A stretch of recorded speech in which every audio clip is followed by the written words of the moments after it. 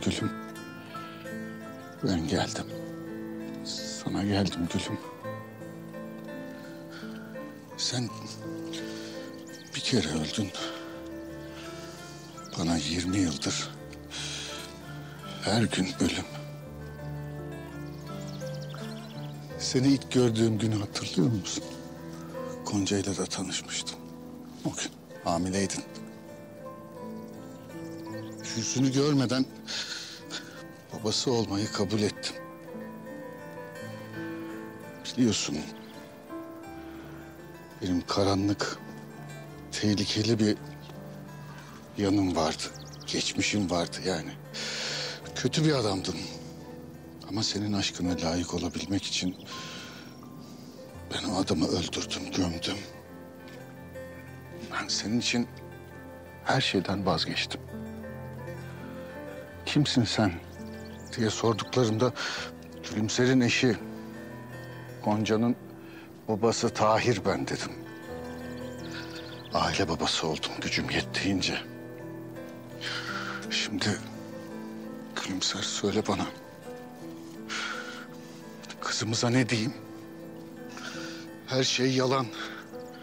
Ben senin baban değilim.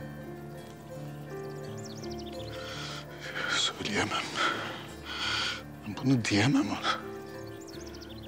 Ben emek verdim ona. Sevgimi hiç sakınmadım. Onu çok sevdim. Gonca Gül'ümün sözünün üstüne söz söylemedim. Gidelim dedi. O senin emanetinin peşinden burada kalmayı eğledi. Ama biliyorum onu rahat bırakmayacaklar. Biliyorum bak. Bak. Şimdi söylüyorum. Eğer Gonca Gül'üme burada birileri zarar verirse o gömdüğüm adamı çıkartırım. Allah yarattı demem bari.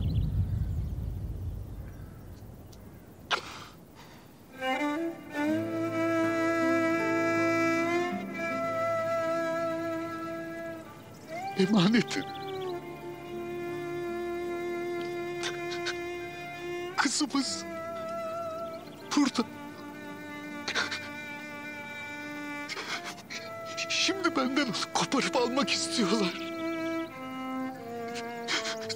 Söyle bana Gülümser, ben ne yapayım? Onu benden alırlarsa benden geriye ne kalacak? Tahir'den geriye ne kalır? Hiçbir şey kalmaz.